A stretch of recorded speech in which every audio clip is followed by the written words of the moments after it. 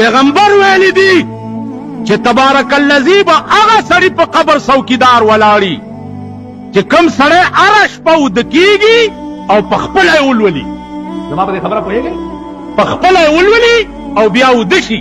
نو دا سړی چې مړ شي تر قیامته پورې به تبارک الذی د ده په قبر څوکیدار ولاړي چې عذاب راځي نو دی به یې دفع کوي، لاندې به یې نه کړي. په قبر ورته تبارک الذی ووایه که نه؟